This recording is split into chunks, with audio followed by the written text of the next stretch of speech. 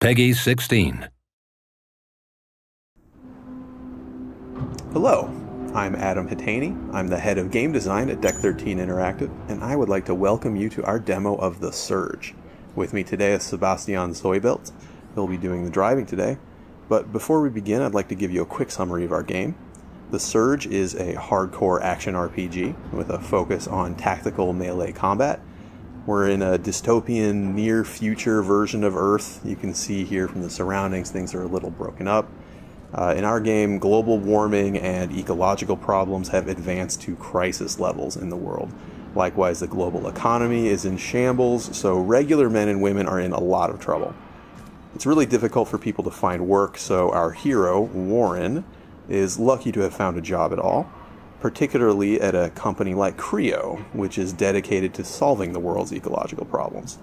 So his first day on the job, he's getting his Exo rig applied. You can see here attached to his body and some of our other materials. But something goes very wrong with this process. He loses consciousness and wakes up here. So let's get going. Okay, so this is an operations center. Functions a bit like a hub for us. You can do some crafting here. You can use your tech scrap to level up your Exo rig, but we're not going to do that yet. We're going to head right into the action. This is one of our new co-workers. He's not in very good shape, as we can see. He's a little aggressive. I think we're going to need to defend ourselves. Now, melee combat in the Surge is stamina-based. That means that while you're in combat, you're going to need to manage your stamina resource, or you might find yourself unable to complete a combo that you want to finish, or unable to dodge away from a counterattack. It's just something you need to pay attention to while you fight. And in the Surge, attacks are not light or heavy attacks, but rather horizontal and vertical attacks. And that's because the swing direction of your attacks actually matters. In the Surge, you can see here, you can target specific body parts. So directing attacks towards unarmored or vulnerable areas deals increased damage. It's more likely to stagger your opponent. So it really pays to observe your enemies, pick out their weak points when you're going in for the kill there. Another thing that we really like to emphasize is that it's really good and beneficial for you to scan your environment, to look around for enemies and loot. Exploration is really important to us. So looking around, we see this guy in the dark banging his head. Now he's different from the other enemies we fought so far in that he has a helmet, which is something that maybe we want to take home with us, make it ours. So that brings me to the other aspect of body part targeting, which is that if you target a body part and deal enough damage, you will then be able to use combat energy like this to execute a finishing sequence. It's mean.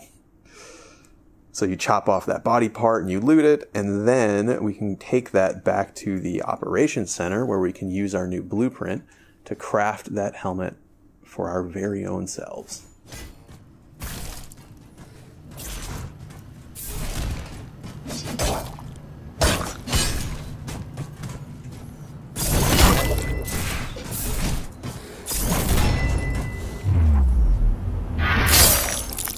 That's not very nice. So moving further into the area here, you can see that we don't have just humanoid enemies, we also have a variety of robotic enemies. Many of these will also have limbs that can be chopped off. This could give you various rewards, new implants, new weapons, things like that. But these disassembly drones are more simple. They don't have different body parts, they're just trying to chop you up.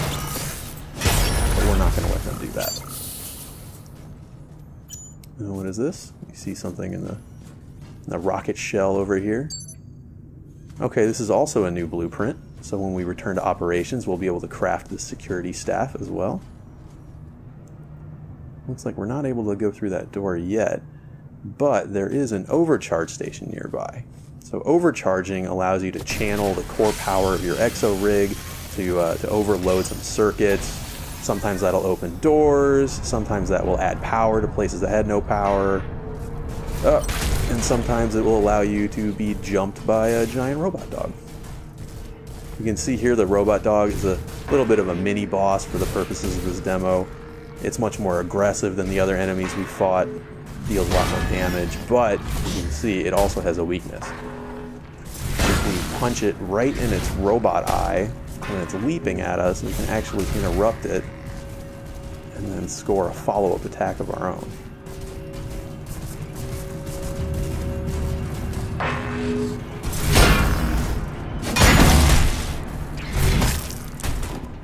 Be careful.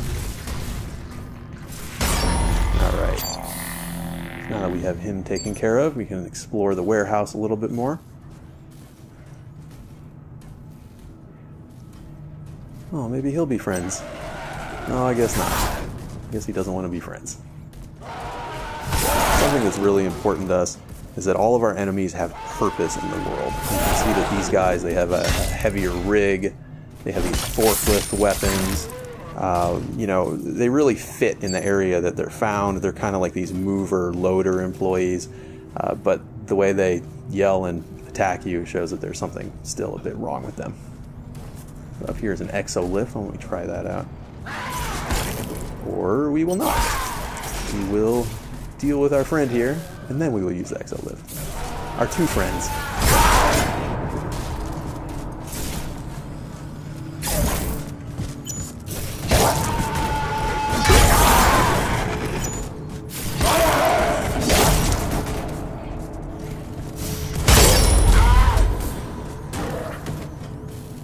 Alright, well done. 2 for 1. Okay, so an Exo Lift, it's the way that Warren can reach different vertical areas, can go higher or lower. It functions very much like a ladder, but we think it's cooler. Now here's another overcharge station. The difference is that this one is higher level. Now, like I mentioned before, exploration is a major element of the game for us, and you'll have a lot of reasons to explore the world of the Surge. We see our levels as being pretty Metroidvanian in nature. They're really interconnected, and you'll find a lot of areas that you're not able to access until later in the game, until you have more power or different capabilities. So when you find something that you're not able to open yet, it's really a good reason to backtrack later to fully explore. A lot of times you'll find other encounters or rare loot. But now that we've turned on the power to the warehouse here, we're able to go through this door that we just opened, which seems to open up a shortcut back to the operations. So that's a pretty good opportunity for us to craft some new gear with all these blueprints that we've gathered.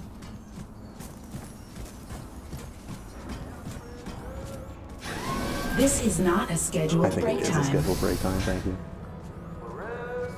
So up ahead here is a med bay.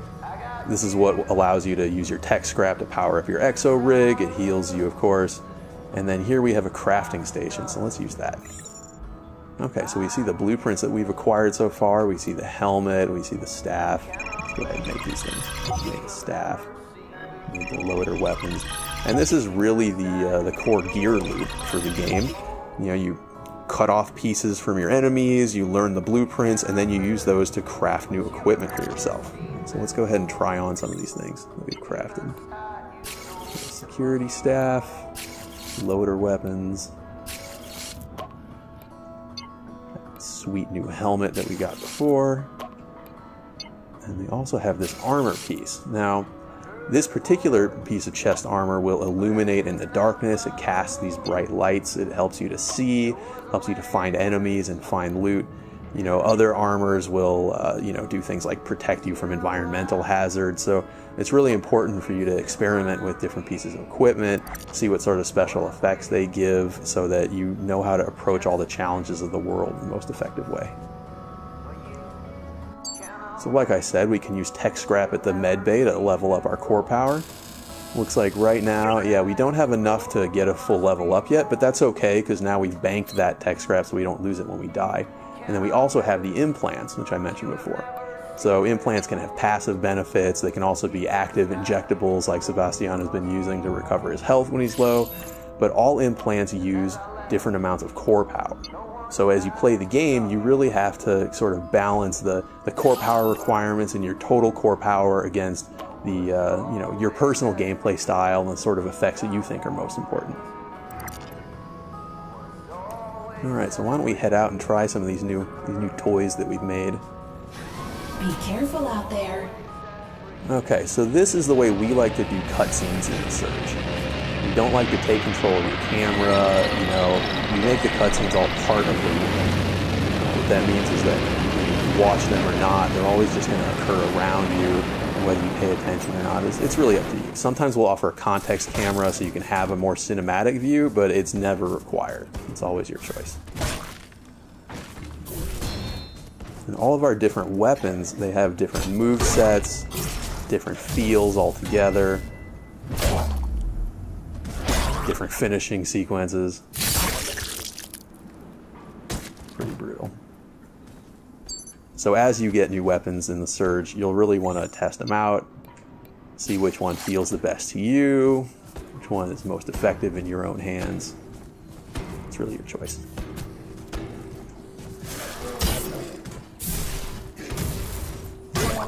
See, the loader weapons are a bit faster, more agile, a little more combo-y,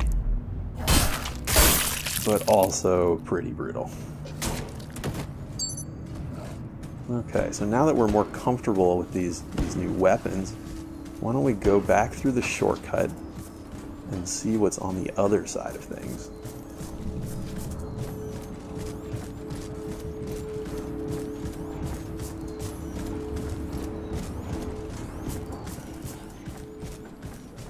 Super dangerous. Reboot in progress. Okay, yeah, so I was talking before about the context camera. This is what lets you have a more cinematic view as this angry boss robot gets up out of the rubble. You can watch it if you want. You can also prepare for the boss fight. That's totally fine. You can see he wanted to shoot you with the railgun. Fortunately for him, it has malfunctioned, so he's going to have to use a little bit more of a personal touch.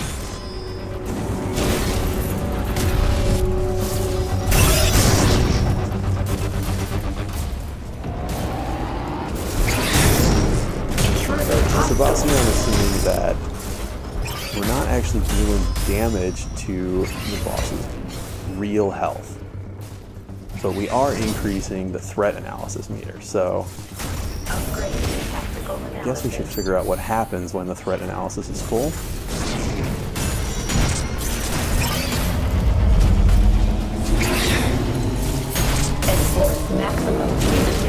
Punitive measures, huh? Rehabilitation implemented.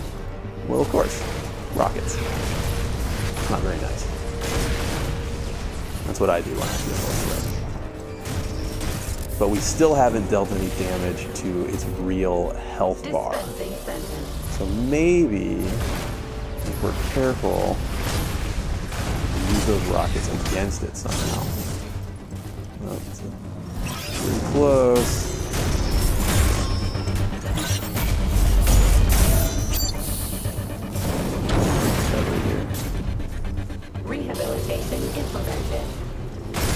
Okay, there we go.